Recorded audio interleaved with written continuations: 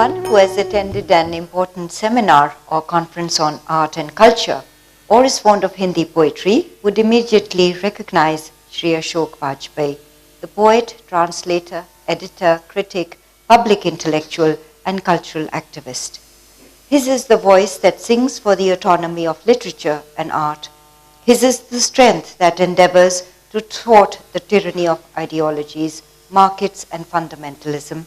His is the energy that works tirelessly to increase the mutual awareness and interaction between Indian and foreign cultures. 13 collections of his poetry, 10 books on criticism in Hindi, and 4 books on art in English bear testimony to his creativity and his power of cogent analysis. Most popular among these are his writings on the artist Saeed Haider Raza, on 7 contemporary Indian abstract painters, and on Hindustani classical music. As editor of many prestigious journals, he has been instrumental in promoting critical awareness of contemporary and classical arts and young talent in poetry and criticism. Ashok Vajpayee's is not mere armchair criticism. He set up the renowned multi-arts center Bharat Bhavan in Bhopal. To his credit go the conceptualization and organization of more than 1,000 events relating to literature, music, dances, theatre, visual arts, folk and tribal arts, cinema, etc. He was the first Vice Chancellor of the Government of India's Mahatma Gandhi International Hindi University, the Director General of the National Museum, New Delhi, and the Vice Chairman, National Museum of Man, Bhopal. He has been a writer in residence at Jamia Millia Islamia University, a fellow of the K.K. Birla Foundation, until recently the chairman, Lalit Kala Academy, Ministry of Culture, Government of India. Presently, he is the executive trustee of the Raza Foundation at New Delhi. For his outstanding contribution to art and culture through his writings, presentations and lectures, both in India and across Europe, Vajpayee ji has been awarded the Sahitya Academy Award, the Dayavati Kavi Shekhar Samman, Kabir Samman, and the D.Litt by the Central University of Hyderabad. The President of the Republic of Poland and the French government have conferred upon him their awards, the Officer's Cross of Merit of the Republic of Poland and the Officer of the Order of Arts and Letters, respectively. Today, Mr. Vajpayee will speak to us about loving the arts. Thank you, sir.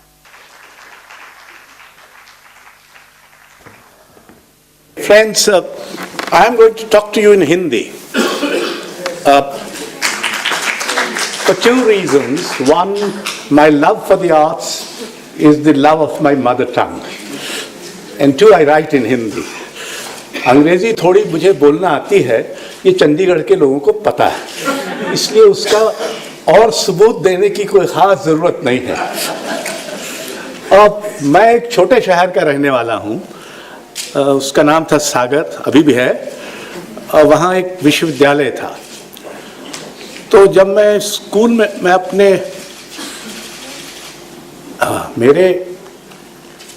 हम 8 भाई बहन हैं और उसमें मैं सबसे बड़ा हूँ। उसने कविता लिखना शुरू किया और जो सबसे छोटा है, मुझसे 20 साल छोटा, उदयन, वो भी कविता लिखता है।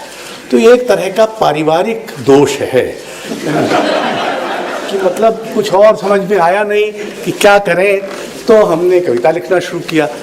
अब कविता लिखना, और वो भी छोटे शहर में, जहाँ मुझे याद है कि एक बार एक गोष्ठी हो रही थी, तो उसमें एक बुजुर्गवार थे जो उसकी अध्यक्षता कर रहे थे और कोई अपनी कविता सुना रहा था। तो प्यालों की खनक आई, चाय आ गई थी, तो अध्यक्ष महोदय का ध्यान प्यालों की तरफ चला गया। तो ये बेचारा जो कवि था, ये बहुत नाराज हुआ। उसने कहा कि मैं आपको कविता सुना रहा हूँ और आप प्यालों की तरफ ध्यान दे रहे हैं। तो हालांकि वो बुजुर्गवार अंग्रेजी नहीं बोलते थे, उन्होंने अंग्रेजी में कहा कि poetry is good but T is better. तो मुझे ये बहुत पहले समझ में आ गया था कि दुनिया में अगर विकल्प होगा तो ज्यादातर लोग चाय चुनेंगे, कविता नहीं चुनेंगे। तो मैंने सोचा कि कुछ और भी करना चाहिए। हमारे एक अध्यापक थे, वो 9वीं 10वीं क्लास में हमारे शिक्षक थे। वो अद्भुत अध्यापक थे, लक्ष्मीधर आचार्य। वो क्लास में आते थे, पूछते थे काहे का पीरियड। उनके हाथ में कभी कोई किताब नहीं होती और आपको ये सुन के हैरत होगी कि वो कितने विषय पढ़ाते थे। हिंदी, संस्कृत, अंग्रेजी, इतिहास, अरबी, फारसी, उर्दू, बांग्ला, मराठी, गुजराती, और कभी किताब हाथ में नहीं देते। तो ये इतिहास के पीरियड में आया, पूछा क्या हुआ था, कहा साहब शाहजहां की मौत हो गई थी। तो फिर आगे चलो। तो जब वो 2 बरस बाद उनका तबादला हुआ तो हम लोग बहुत ही शोक विभल थे, रो रहे थे कि वो चले जा रहे हैं। बहुत ही लोकप्रिय अध्यापक थे। तो उन्होंने जाते हुए कहा कि देखो, तुम्हारा परिवार क्योंकि प्रशासकों का है, इसलिए तुमको भारतीय प्रशासन सेवा में आना चाहिए और मरना कवि की तरह। अब पहला तो मैंने पूरा कर दिया, इसलिए भी कर दिया कि इससे ये सिद्ध हो सके कि कवि ये भी कर सकते हैं, अगर चाहें तो भारतीय प्रशासन सेवा में भी आ जाएंगे। और इतना बुरा मैं प्रशासक नहीं था जितना आपको लगता होगा, कुल मिला के ठीक ही ठीक था। तो मुझे ये समझ में आया कि कविता, और छोटे शहर में न मैंने पहले कभी शास्त्रीय संगीत सुना था, न कभी कोई चित्रकला की प्रदर्शनी देखी थी। हमारे शहर में कृष्णराव शंकर पंडित का गाना था, तो वहाँ उसके पहले एक लाइब्रेरी में कवि सम्मेलन हो रहा था।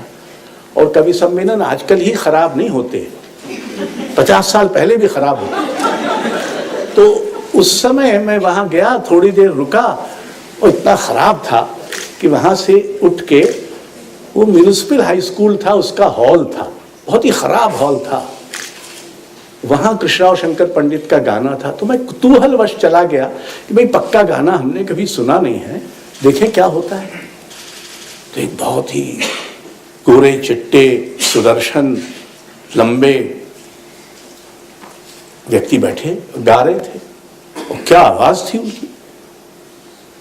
मैं तो ठगा सा रह गया कि ये 3.5 मिनट का गाना मैं कैसे पसंद करता हूं, गाना तो ये है।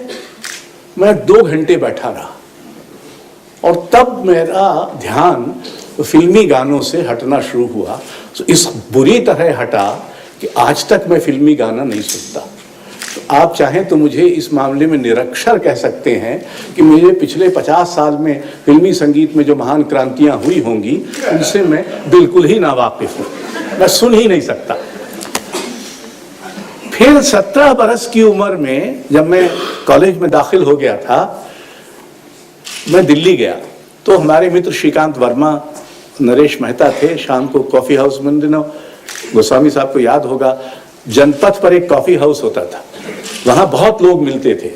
वहाँ स्वामीनाथन और राम मनोहर लोहिया और ये सब लोग भी वहाँ आके बैठे थे। तो वहाँ एक दिल्ली शिल्पी चक्र होता था शंकर मार्केट में।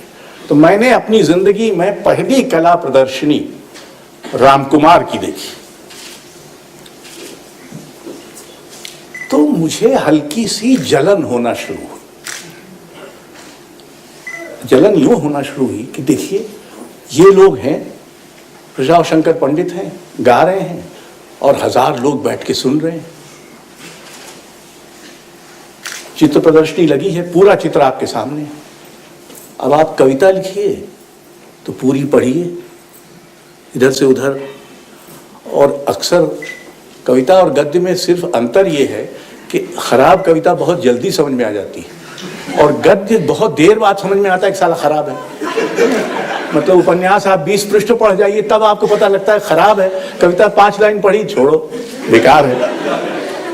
तो लेकिन मुझे ये ईर्ष्या होना शुरू हुई, और मुझे लगा कि ये तो एक बिल्कुल दूसरा जीवन है। हम सबको एक भौतिक जीवन मिला हुआ है, अच्छा बुरा जैसे। उस जीवन से पार पाने की इच्छा हम सबकी है, लेकिन पार जाएं कैसे? क्योंकि भौतिक सीमाएं हैं। कलाएं बहुत खूबसूरती से ये काम करती हैं कि आपके दिए हुए जीवन में एक दूसरा जीवन भी भर देती है। और ये समझ मुझे थोड़ा जल्दी आ गई, तो मैंने सोचा, तो मेरा जो कलाओं से प्रेम शुरू हुआ वो दरअसल उनके गुणगान से शुरू हुआ। अब गुणगान आधुनिक समय में एक अनावश्यक काम है, निंदा करना बहुत अच्छा है, और क्रिटिक और जटिलताओं का बखान, गुणगान।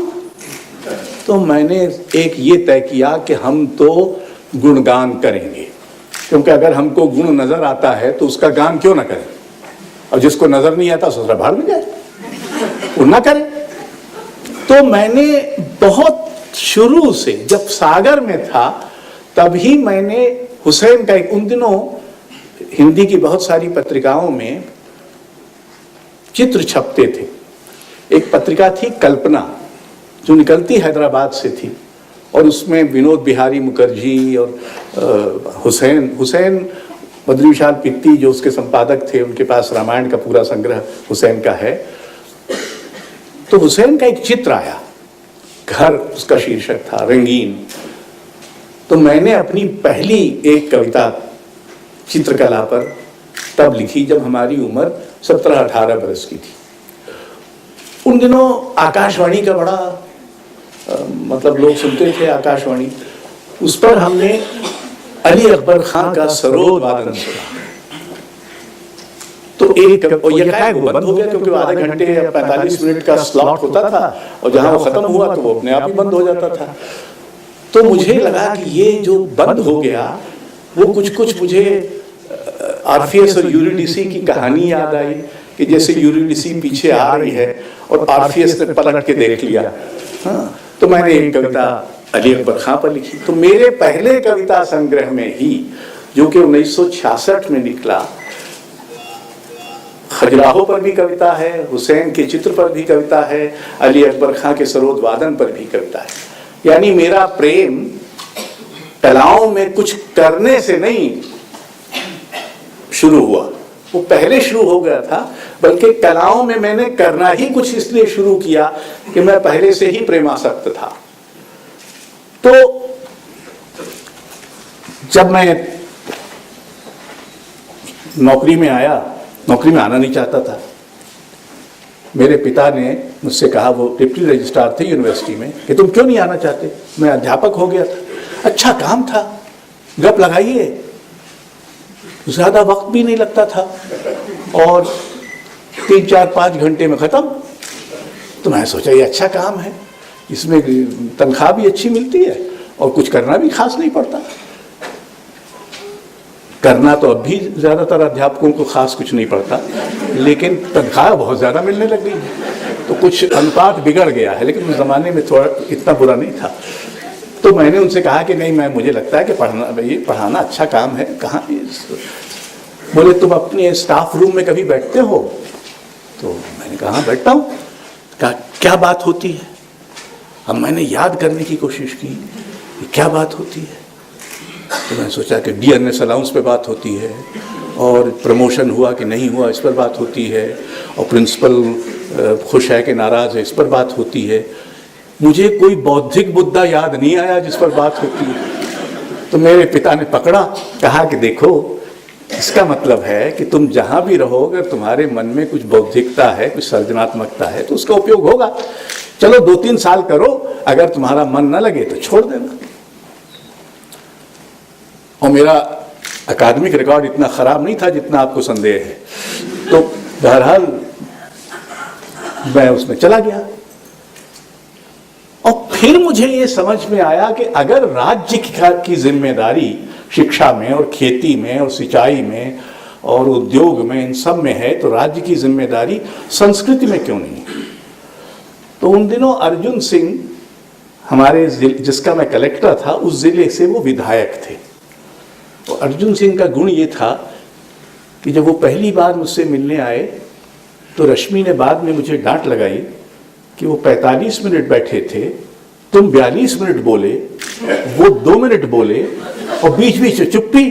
तो मैं कहूं भला आदमी बोलता नहीं तो मैं क्या करूं, चुपचाप मुंह देखता रहूं? तो मैं बोलता रहता हूं ताकि कुछ तो। मैं उनको जो बहुत सारे भाषण देता था, उनमें एक भाषण ये भी था कि संस्कृति के क्षेत्र में राज्य को कुछ करना चाहिए। बहरहाल, जिसको संस्कृत में कहते हैं दैव दुर्विपाक से, वो जब शिक्षा मंत्री बने उसी समय मैं वहां उप सचिव बन गया। तो एक दिन उन्होंने मुझे पकड़ा और कहा कि आप मुझे बहुत भाषण देते थे कि संस्कृति में राज्य को ये करना चाहिए, वो आप करिए और आप ही करिए। तो मैंने 17 बरस मध्य प्रदेश में निष्कंटक तो नहीं कहूंगा क्योंकि बहुत ही कंटक थे, और इस काम में 3 बड़े कंटक हैं।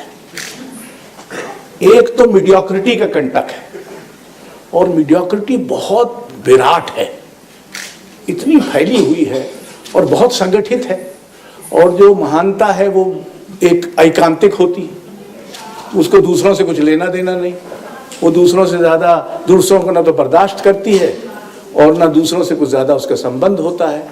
और जो मीडियोकर होते हैं वो बहुत ही संगठित होते हैं, वो आवाज़ उठाते हैं, वो पिटीशन करते हैं, वो जुलूस निकालते हैं, दुनिया भर के काम करते हैं। एक तो वो। दूसरा, वहाँ का स्थानीय मीडिया, नीलम वहाँ थी जब भारत भवन के ज़माने में, ऐसा कोई दिन नहीं जाता था जिस दिन हम लोगों की निंदा ना होती हो, किसी न किसी बहाने। मतलब हिंदी प्रदेश में तो ये है कि अगर आपका कार्यक्रम वक्त पर शुरू हो जाए, आपका निमंत्रण बहुत ही अच्छा छपा हो, जैसा कि मसलन दीवान मन्ना का छपता है, और आपका माइक खांसता खकारता नहीं है, तो इसको अभिजात्य मानकर इसकी निंदा होगी कि इसी दिस इज वेरी एलिटिस्ट। क्योंकि हमने मान लिया है कि हम कुछ एक ऐसे ही लष्टम पष्टम टाइप के लोग हैं, और हर चीज, we are the 11th hour nation. हमारे यहाँ कोई काम योजनाबद्ध नहीं होता। आपने योजना बनाई, कुछ नहीं होगा, 11वें घंटे में सब हो जाएगा। और ऐसा होता था कि नाटक शुरू होने वाला है या प्रदर्शनी खुलने वाली है, और 5 मिनट पहले एक आदमी दौड़ता हुआ भारत भवन की सीढ़ियों से उतर रहा है 10 कैटलॉग की प्रतियां प्रेस से लाकर। तो ये दृश्य हमारे यहाँ आम है। इस सब में मुझे 2-3 बातें समझ में आई। एक तो ये बात समझ में आई कि कम से कम शास्त्रीय कलाओं के जगत में अपने पूर्वजों के प्रति कृतज्ञता का भाव है। बाकी कलाओं में, साहित्य में तो ऐसा लगता है कि हर आदमी यूं व्यवहार करता है जैसे इतिहास उसी से शुरू हो रहा हो। जैसे मुझसे पहले किसी ने कविता नहीं लिखी है, मैं ही पहली बार मानवता पर उपकार कर रहा हूं कविता लिखकर। पूर्वजों के प्रति कृतज्ञता सिर्फ इससे प्रकट नहीं होगी कि आप बार बार पूर्वजों का नाम लें, इससे प्रकट होगी कि आपकी कविता की काया में क्या कभी पूर्वज बोलते हैं। तो एक तो मुझे समझ में आया, शास्त्रीय संगीत, शास्त्रीय नृत्य में जरा सा गुरु का नाम लेंगे, हाँ, कान पकड़ेंगे, फलाना कोई अच्छन महाराज कहेगा तो कान पकड़ेंगे, अलादिया खां साहब तो वो कान पकड़े वगैरह। तो एक तो मुझे ये समझ में आया। दूसरा, कवियों को विनय का पाठ सिखाना बहुत जरूरी है। वैसे तो सबको सिखाना जरूरी है, लेकिन अब अगर आप कभी मल्लिकार्जुन मंसूर जैसे आदमी को या कुमार गंधर्व जैसे व्यक्ति को गाते सुने, या MS सुब्बुलक्ष्मी को, तो अगर आप मतलब अपने अहंकार का वस्त्र सभागार के बाहर लटका कर नहीं आए हैं और फिर भी उसको शॉल की तरह लपेटे हुए हैं, तब भी वो आपको विनय में विगलित कर देता है कि इतना बड़ा संसार है और ये संसार कितना बड़ा आश्चर्य है, इसमें क्या क्या संभव नहीं है और क्या क्या संभव किया जा सकता है। अभी मैं पुष्पमाला का जब काम देख रहा था तो क्या दुनिया है ये, दुनिया जो हम भूल चुके, जिसका हमको अब पता नहीं है, जो हमारे ध्यान के भूगोल से शायद गायब हो चुकी है, उसको एक कलाकार बहुत शायद आसानी से नहीं, हमको लगता है आसानी से, उसको तो बड़ी कठिनाई होती होगी। दुनिया भर के अभ्यास करिए, इसको लाइए, उसको पकड़िए और चित्र बनाइए और ये करिए वो करिए, सब में बहुत मेहनत लगती है। बाकी लोग जो कलाकार नहीं है उनको लगता है कि वह बैठे बैठे यूं यूं कर दिया तो हो गया, ऐसे नहीं होता। करके दिखाओ, कला नहीं हो जाएगी। बहरहाल, तो एक तो ये कि संसार का आश्चर्य और संसार से अनुराग, जिसको संसार से प्रेम नहीं है वो कलाकार नहीं हो सकता। और दुनिया भर की और चीजें हो जाए, बहुत अच्छी चीजें होने के लायक, मतलब CEO हो जाइए और राजनेता हो जाइए और जो भी लफंगे हो जाइए, जो होना हो जाइए, पर आप कलाकार तभी होंगे जब संसार से अनुराग करते हो और संसार आपको लगातार विस्मित करता हो। मेरे भाई ने एक बार, छोटे भाई उदयन ने एक बार ये कहा कि जगन्नाथ के जो, अगर आपने जगन्नाथ की वो प्रतिमा देखी हो तो उनकी आंखें बहुत खुली हुई सी हैं, जैसे मतलब आंखें फाड़ के कोई देख रहा है। तो उसने इसका कारण अपने मन में ये सोचा है कि जगन्नाथ की आंखें विस्मय से, कि मैंने ये संसार बनाया है और अब मैं इसको इतने विस्मय से देख रहा हूं कि अच्छा ये संसार मुझसे बन गया। तीसरी बात कि कलाओं का सच अलग अलग है, यानी कई तरह के सच हैं। जो कविता का सच है वो चित्र का सच नहीं होता, और जो चित्र का सच है वो संगीत का सच नहीं होता, जो नृत्य का सच है वो कविता का सच नहीं होता, जो रंग मंच का सच है वो चित्र का सच नहीं होता। ये अलग अलग सच हैं, यानी सचों की बहुलता है। और ये मनुष्य के संसार में ही संभव है कि इतने सारे सच हों। इसलिए जो कहा जाता है एकम सद विप्राह बहुधा वदंती, इसमें मेरा घोर अविश्वास है। सच एक नहीं है और हमारा सौभाग्य है कि सच एक नहीं है। अगर वही होता कि कालिदास भी वही कर रहे हैं, जो फलाना चित्रकार भी वही कर रहा है, अंततः उनका सच एक है, नहीं है। पुष्पमाला का जो सच है वो मेरी कविता का सच नहीं है, और जो मेरी कविता का सच है सौभाग्य से वो पुष्पमाला का सच भी नहीं है, उनके सौभाग्य से मेरे दुर्भाग्य से।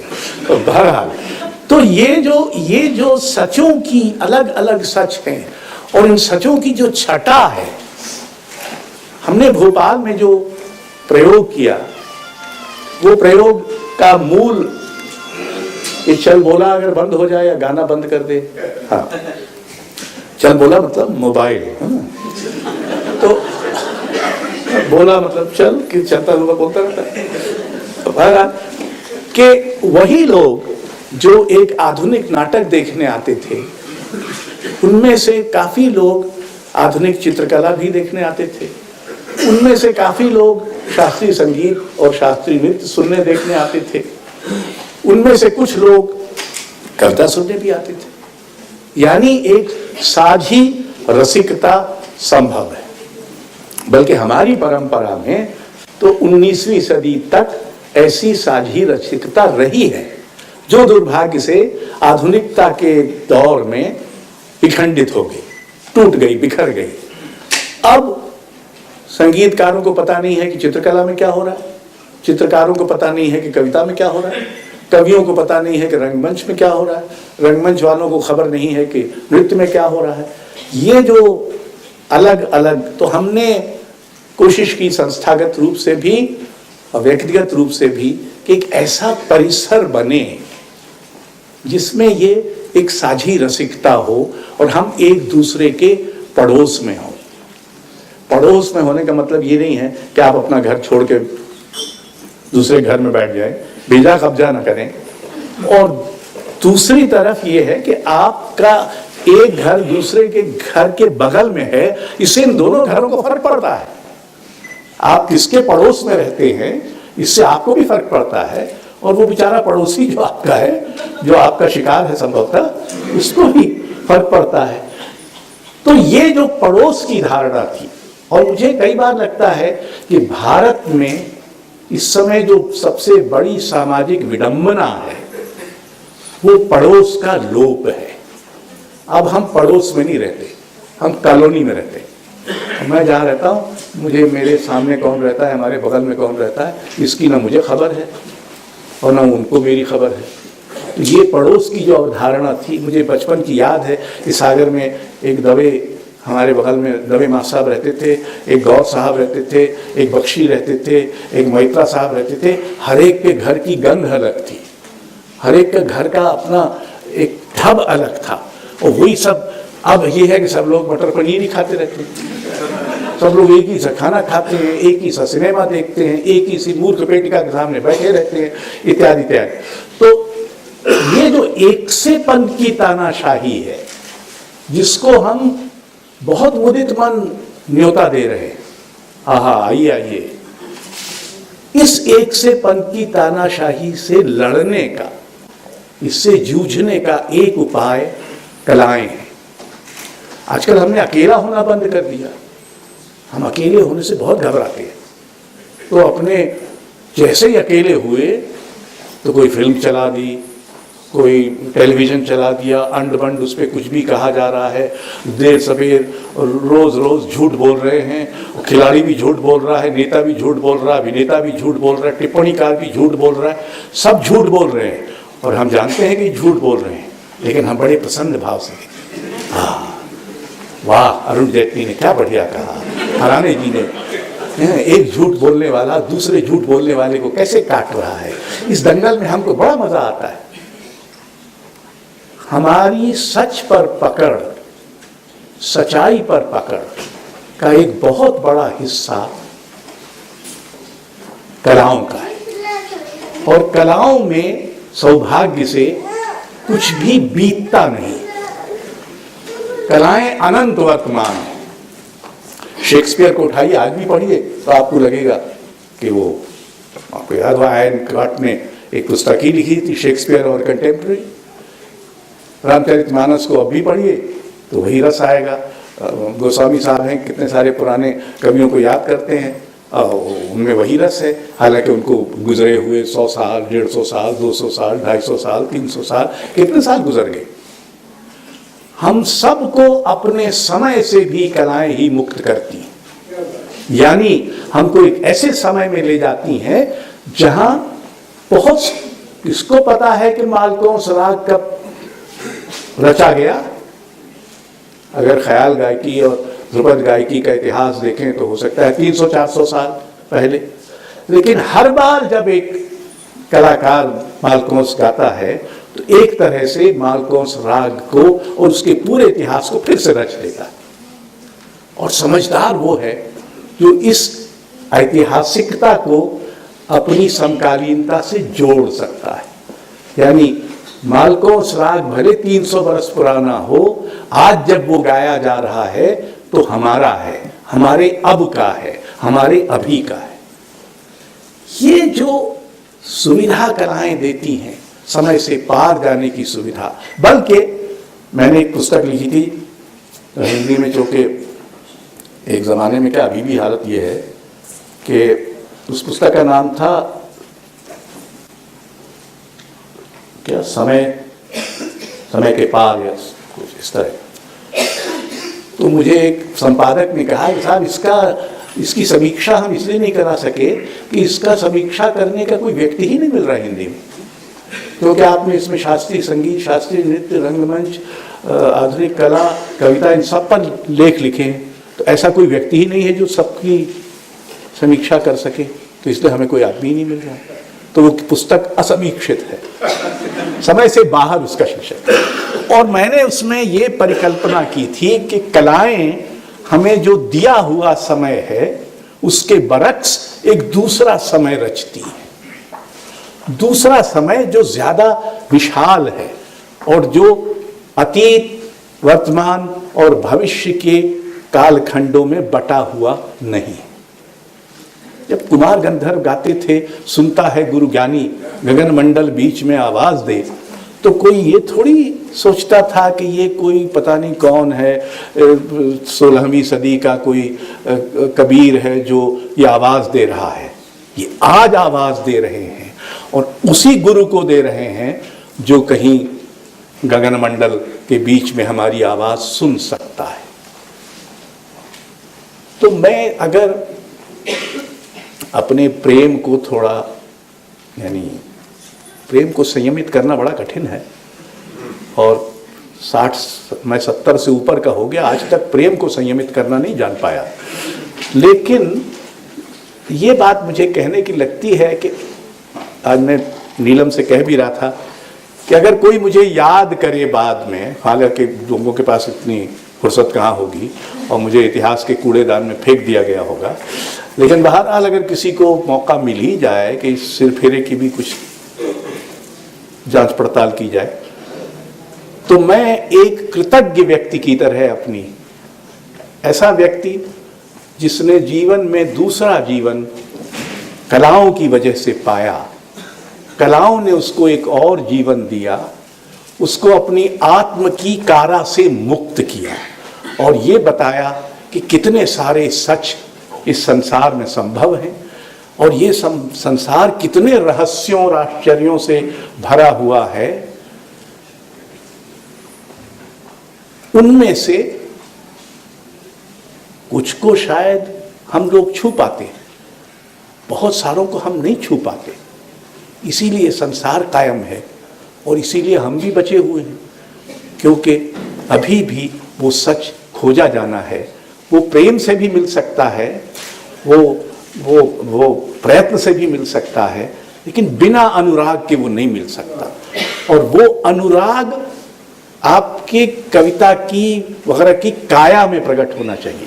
मैं आपको 2-3 कविताएं भी सुनाना चाहता हूँ, इसलिए कि आपको लगे कि ये जो मैं बकबक कर रहा हूँ इसकी कोई काव्य परिणति भी हुई है। मेरा एक पूरा कविता संग्रह है जिसमें सिर्फ कलाओं पर कविताएं हैं और उसका शीर्षक है उजाला एक मंदिर बनाता है, लेकिन उससे मैं इतनी सारी तो नहीं सुनाऊंगा। इसको देख के भयभीत ना हो, वैसे कवियों को देखकर भयभीत होना चाहिए, खुदा जाने क्या कर लें।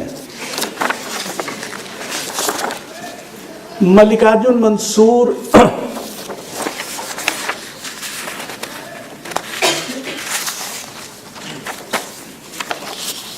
मैं चंडीगढ़ में भी लोगों ने ज़रूर सुना होगा।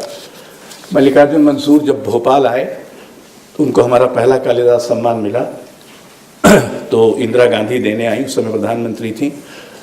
तो मल्लिकार्जुन मंसूर ने उनसे कहा कि आपके पास समय ही नहीं हमारा गाना सुनने के लिए।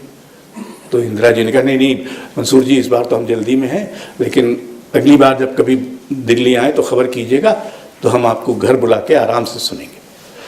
उसके 1-1.5 बरस बाद वो जयपुर गए।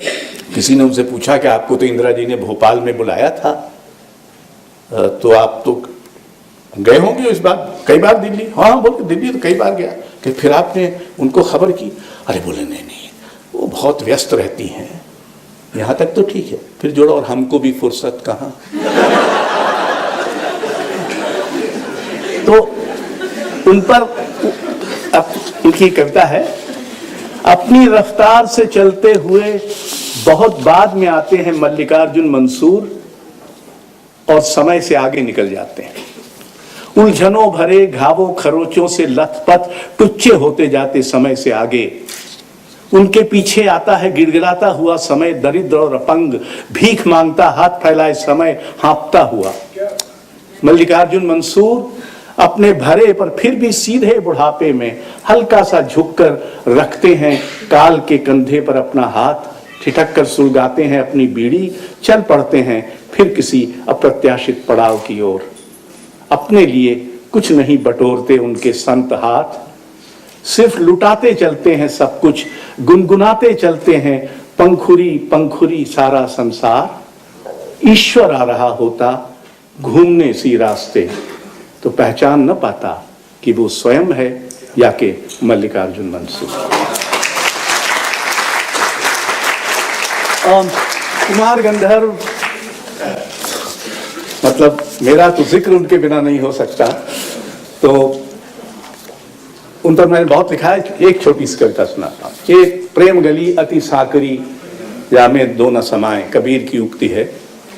एक के बिना दूसरा न था, गली तो सकरी थी और दो नहीं समा सकते थे, पर थे दो ही उस गली में, एक सदियों पहले का और एक आज का, पर गली प्रेम की समय से बाहर थी। शब्द एक के थे, सुर दूसरे का, उस शैव चबूतरे के पास जब वो जुलाहा आया अपना इकतारा लिए हुए, तो मुश्किल था उसके लिए भी एक को दूसरे से अलग कर पाना। दोनों थोड़ी देर उस गली में अलग दिखते हैं और फिर एक हो जाते हैं, ऐसे कि एक की परछाई भी दूसरे की परछाई से अलग नहीं हो सकती। चित्रकारों पर भी मैंने कविताएं लिखी। उनमें जगदीश स्वामीनाथन, जिनके बारे में आपने संभवतः कल सुना होगा, वो हमारे बहुत, तो एक बार स्वामीनाथन का एक शो, जो उनका आखिरी शो था उनके जीवित रहते, तो उन्होंने कहा, अशोक जी आइए, ये सब चित्र देख लीजिए, आपको कैटलॉग लिखना है। तो हमको कैटलॉग लिखने की इतनी तरकीब भी नहीं आती थी, अब तो कुछ हुनर सीख लिया है, लेकिन उस जमाने में पहला कैटलॉग हमने मंजीत बावा का लिखा और उससे हमको 6,000 रुपए मिले, जो हमारे पूरे कविता संग्रह की रॉयल्टी से ज्यादा था। तो मुझे समझ में आ गया कि ये दुनिया तो बहुत धनाढ्य है, अच्छा पसंद का, और मुझे उम्मीद भी नहीं थी कि मिलेंगे, लेकिन बहरहाल स्वामी लिखने से कोई पैसा ऐसा तो नहीं मिला। तो चित्र मैं देखता रहा। अब जब 4-5 दिन रह गए, स्वामी का फोन आया कि अशोक जी क्या हुआ, आपको लिखना था। मैंने कहा मैंने एक कविता लिखी है। अरे बोले ये तो बहुत अच्छा है, मैं उसमें एक ऑटो नोट्स दे रहा हूं, बस आपकी कविता रहेगी और ऑटो नोट्स होंगे। ठीक है, बिल्कुल, और कुछ जरूरत नहीं। ये कविता थी, जिस पर आकाश नहीं टिकता, पीछे छूटा हुआ लौटता है जैसे साथी था, कभी छूटा नहीं था, पड़ोस से घूमकर वापस अपनी पर्ची में फिर। शब्द नहीं लौटते, लौटते हैं अक्षर अपना विन्यास गंवाकर। स्वामी ने अक्षरों का इस्तेमाल किया था, शब्द नहीं थे, ख ग ऐसे कुछ। शब्द नहीं लौटते, लौटते हैं अक्षर अपना विन्यास गंवाकर। प्राचीन लिपि अनंत की धूसर सतह के नीचे से चुपचाप झांकती है। प्रतीक्षा का गवाक्ष जिसके पार नहीं दिखता कोई भूदृश्य, सिर्फ आकार, आभास, छायाएं, जिस पर कोई आकाश नहीं टिकता, या फिर भी जो बदलता है संभावना के गवाक्ष में। सरहद पर धुले पुछे से देव चिन्ह, रक्त तिलक, होने न होने की छापें। ये समय नहीं है, जो कुछ पास है उसे नबेरने, सहेजने का, याद करने का। ये सिर्फ जगह है, जो बीत रहा है, जो बच रहा है, जो जगह बना रहा है उसके लिए। गलियारों, इतिहास के अरण्य रोदन, आशा निराशा के स्थापत्य के पार, ये सिर्फ जगह है, ये समय नहीं है। निकटता के इस सुदूर स्थापत्य में, बीच के पड़ोस में, तहों में स्फुरित होता सीधा सरल सच, सच जिसकी आकृति नहीं सिर्फ आकार है। दूर आ गए हैं, पास आ गए हैं, हम आ गए हैं, हम हैं, न आए हैं न गए। और एक कविता मैंने लंबी सी थी, वो लिखी रजा साहब के 85 बरस होने पर, और उसका एक छोटा सा अंश।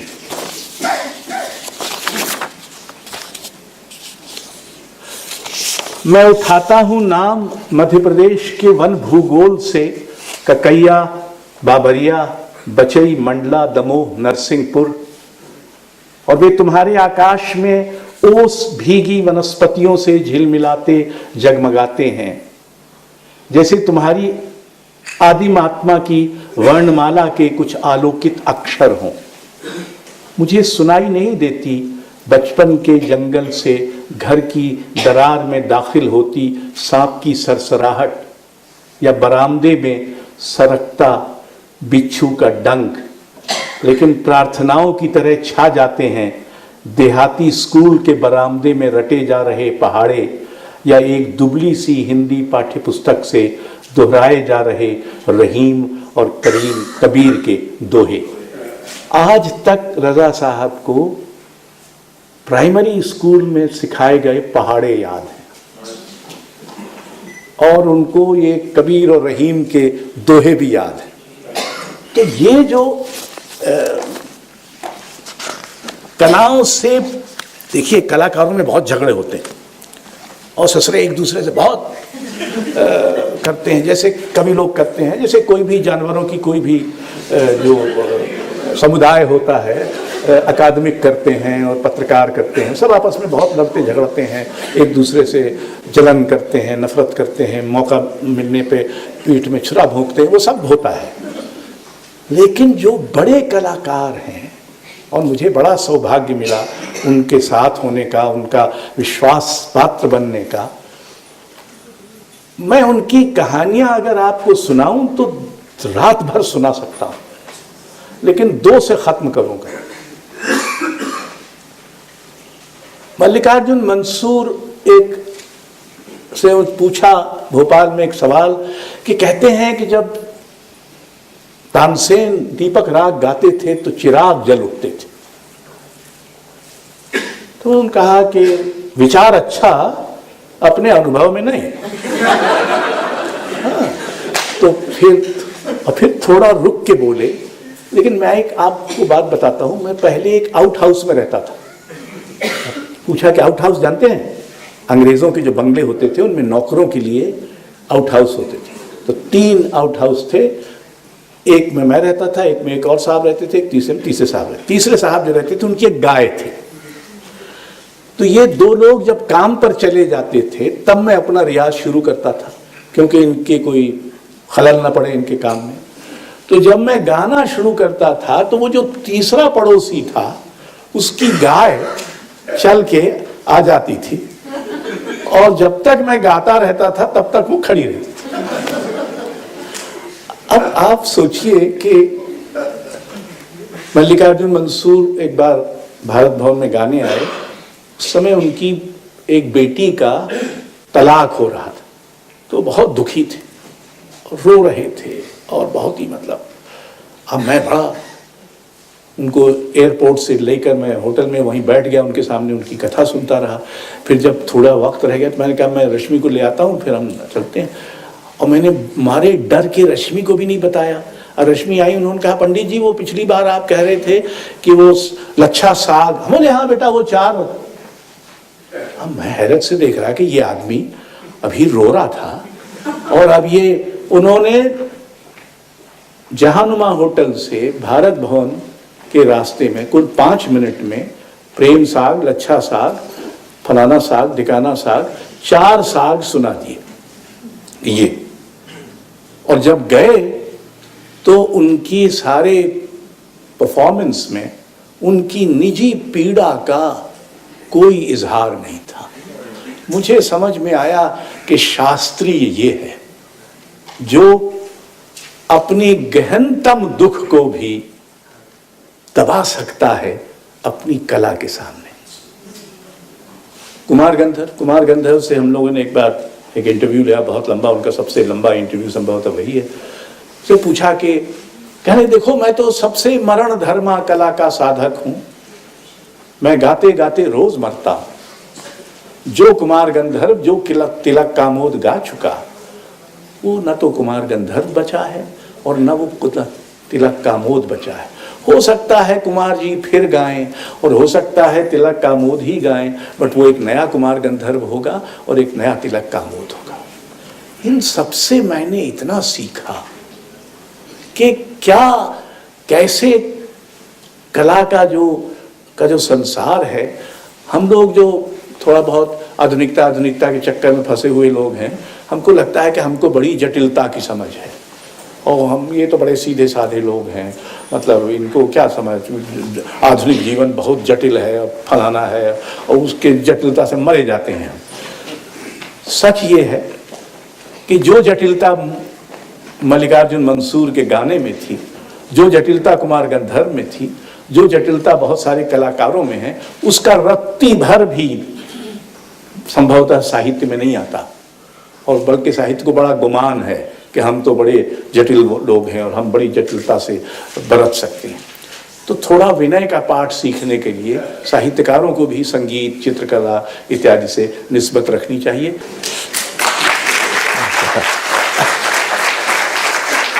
अपने बड़े खास स्टाइल में, खास अंदाज में आप देखिए, लिखने में बहुत बड़े बड़े ग्रंथ लिखे हुए हैं, जो आप पढ़िए आपको लगता है उसको समझने के लिए भी कुछ और पढ़ना पड़ेगा। अक्सर ऐसी किताबें मिलती हैं, पर यहाँ अशोक वाजपेयी जी इस अंदाज में, इस तरीके से बात कहते हैं कि बहुत ही गहन, बहुत ही सूक्ष्म विचार जो है या कला का कोई अंदाज है, आपको आसानी से लगता है कि यूं समझ आ गया। चाहे वो कविता है, चाहे वो संगीत है, चाहे वो चित्रकला है, चाहे फिल्म है, इस किस्म के शख्स इतने हों, जैसे गोस्वामी साहब के बारे में भी यही कहा जाता है कि उनके अंदाज में लगता नहीं कि कुछ लिखा है, कि आप पढ़ जाते हैं, ये तो मुझे भी मालूम था, इन्होंने जो लिखा है, पर जो समझने वाला है उसको पता है कि ये सत्यजीत रे की फिल्म की तरह, रघु राय के चित्र की तरह, फोटोग्राफ की तरह, कि वैसा करना और वैसा समझना उतना ही जटिल, उतना ही कठिन है। और जो हमारा विजुअल आर्ट है वो तो इतना वैसे भी जटिल या कठिन लगता है, पर उसको इतना आसान बना देते हैं। ये अशोक जी, बहुत बहुत शुक्रिया आपका। Thank you.